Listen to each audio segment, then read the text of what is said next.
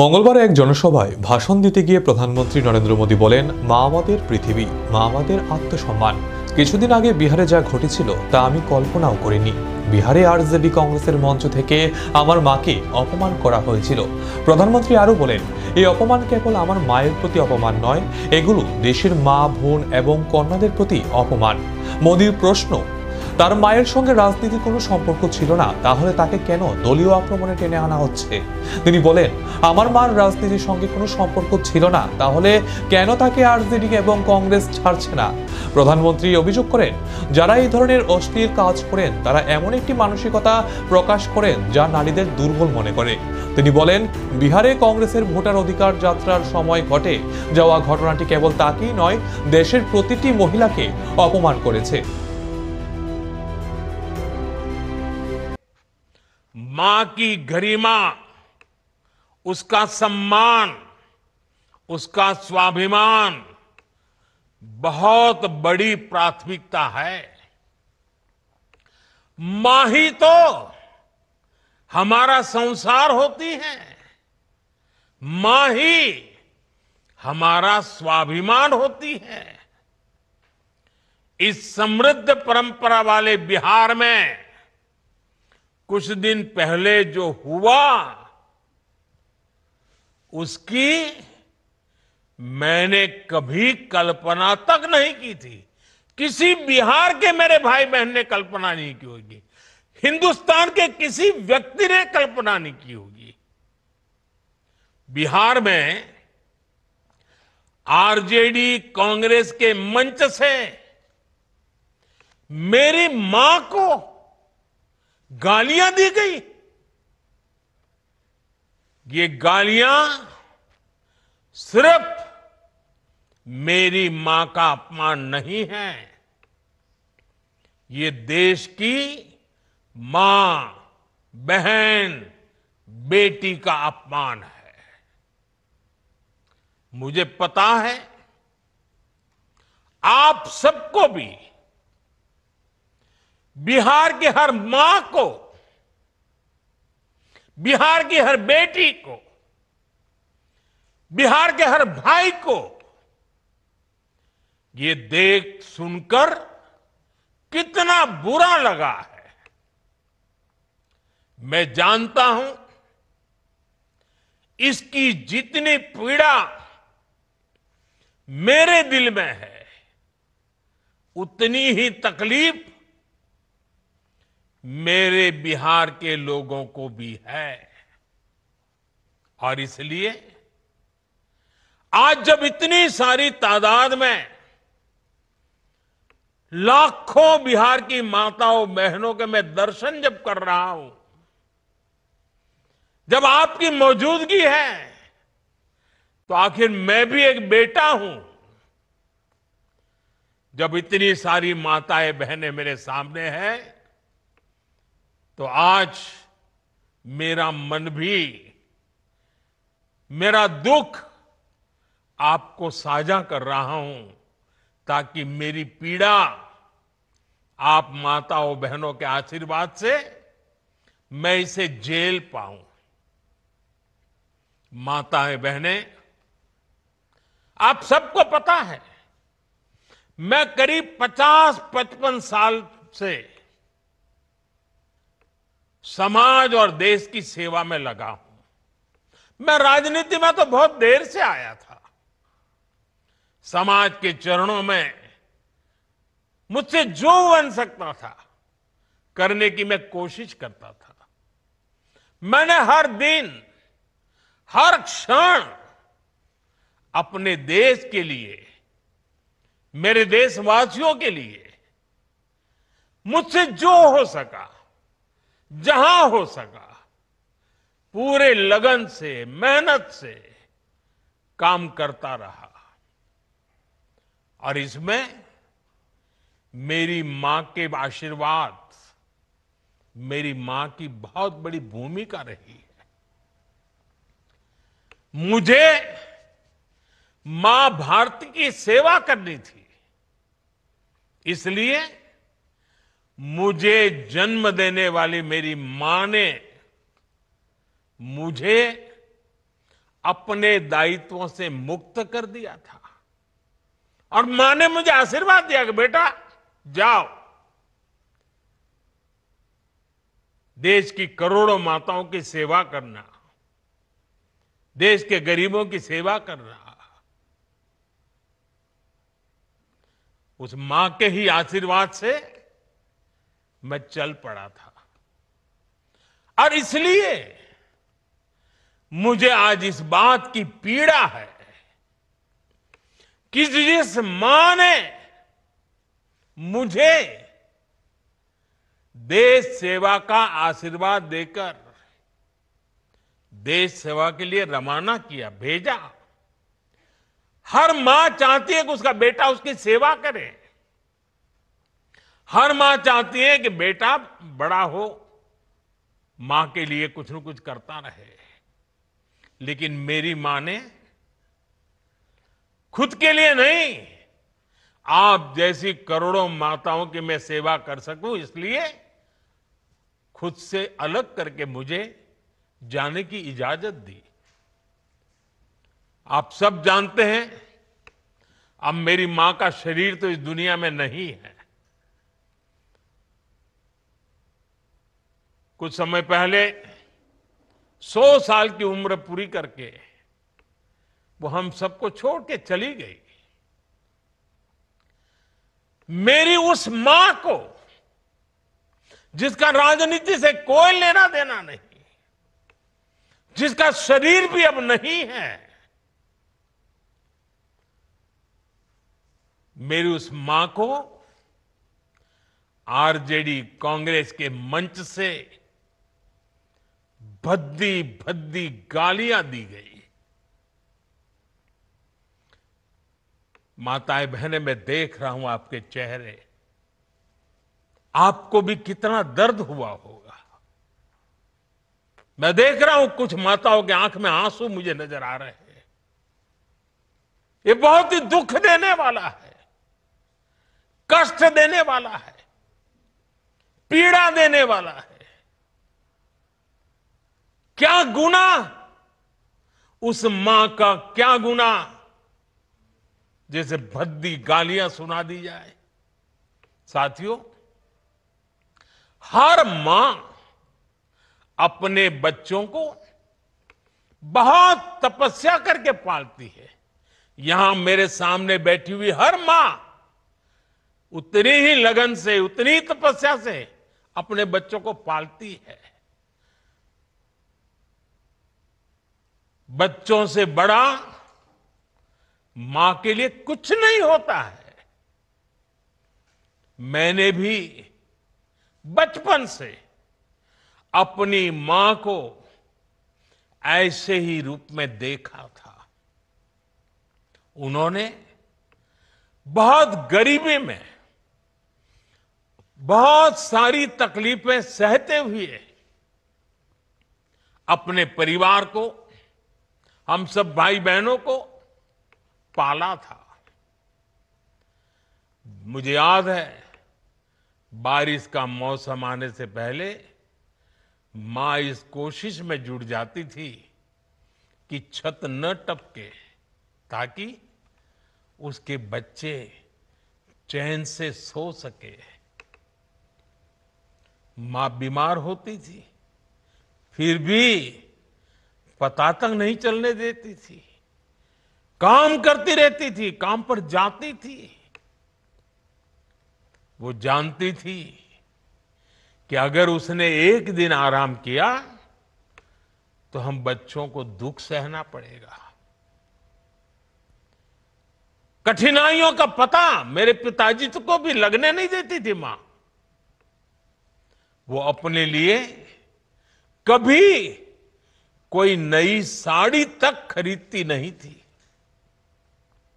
वो एक एक पाई जमा करती थी ताकि अपने बच्चों के लिए एक जोड़ी कपड़ा बनवा सके।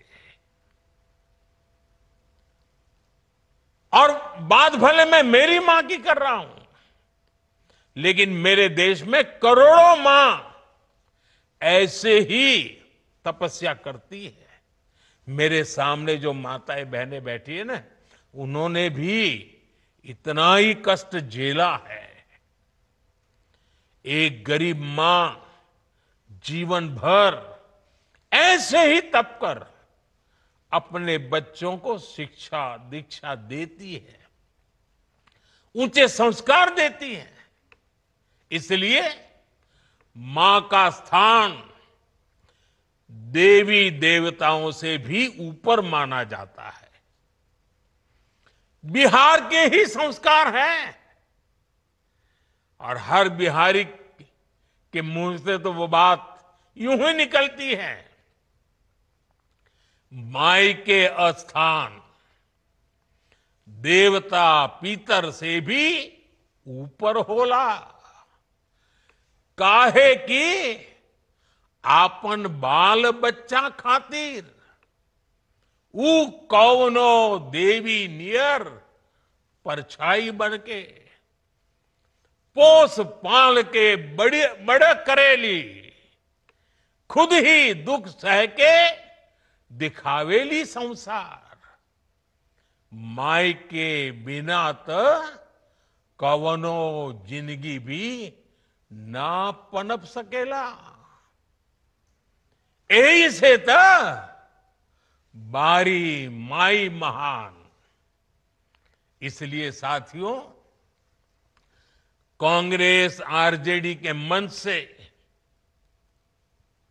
गाली, भद्दी गाली केवल मेरी मां को नहीं दी गई है, ये भद्दी भद्दी गाली करोड़ों माताओं बहनों को दी गई है। साथियों, एक गरीब मां की तपस्या, उसके बेटे की पीड़ा, ये शाही खानदानों में पैदा हुए युवराज नहीं समझ सकते।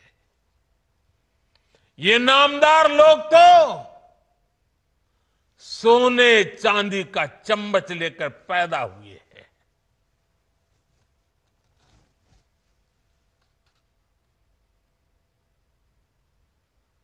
वो तो यही मानते हैं कि देश और बिहार की सत्ता इन्हें अपने खानदान की विरासत लगती है। इन्हें लगता है कुर्सी इन्हें ही मिलनी चाहिए। लेकिन आपने, देश की जनता जनार्दन ने एक गरीब मां के कामगार बेटे को आशीर्वाद देकर प्रधान सेवक बना दिया। ये बात नामदारों को पच नहीं रही है। कोई पिछड़ा, अति पिछड़ा आगे बढ़ जाए, ये कांग्रेस को तो कभी बर्दाश्त नहीं हुआ है। इनको लगता है नामदारों का तो अधिकार है कामदारों को गालियां देना। इसलिए आए दिन ये गालियों की झड़ी लगा देते हैं। माताएं बहनें, आप भी सुना होगा, आपके भी कान पे पड़ा होगा कि मुझे भी इन्होंने कैसी कैसी गालियां नहीं दी। ये लिस्ट बहुत बड़ी लंबी है और उनका कोई बड़ा नेता भी ये गालियां देने में बाकी नहीं रहा है। ये नफरत, ये नामदारों का अहंकार, ये कामदार के खिलाफ गाली बनकर के फूटता रहता है। कभी ये मुझे नीच कहते हैं, गंदी नाली का कीड़ा कहते हैं, जहर वाला सांप बोलते हैं। आपने तो अभी अभी सुना होगा, यहां बिहार चुनाव में भी मुझे तू तड़ाक करके गाली देकर इनकी नामदार वाली सोच बार बार उजागर हो रही है। और इसी सोच की वजह से ये लोग अब मेरी स्वर्गीय मां को, जिसका शरीर नहीं रहा है, जिसका राजनीति से कोई लेना देना नहीं है, ऐसी मेरी स्वर्गीय मां को भी अपने मंच से गालियां दिलवाने लगे हैं। साथियों, मां को गाली देने वाली सोच, बहन को गाली देने वाली सोच महिलाओं को कमजोर समझती है। ये मानसिकता महिलाओं को शोषण और अत्याचार की वस्तु मानती है। इसलिए जब जब महिला विरोधी मानसिकता को सत्ता मिली है, सबसे ज्यादा तकलीफें माताओं, बहनों को, बेटियों को, महिलाओं को ही झेलनी पड़ी है। और ये बात बिहार की मेरी माताओं, बहनों से ज्यादा कौन समझेगा। आरजेडी के दौर में जब बिहार में अपराध और अपराधी बेलगाम थे, जब हत्या, फिरौती और बलात्कार सामान्य बात थी, आरजेडी सरकार हत्यारों और बलात्कारियों को संरक्षण देती थी। आरजेडी के उस राज की सबसे ज्यादा चोट किसे उठानी पड़ती थी? बिहार की मेरी माताओं को, बिहार की मेरी बेटियों को, बिहार की मेरी बहनों को, हमारी बिहार की महिलाओं को उठानी पड़ती थी। महिलाएं घर से बाहर निकलने में सुरक्षित नहीं थी। उनके पति, उनके बेटे शाम तक जिंदा घर लौटेंगे, इसका कोई ठिकाना नहीं होता था। कब उनका परिवार उजड़ जाएगा, कब फिरौती के लिए उन्हें अपने जेवर बेचने पड़ जाएंगे, कब कोई माफिया उन्हें घर से उठवा लेगा, कब उनका सुहाग उजड़ जाएगा। हर महिला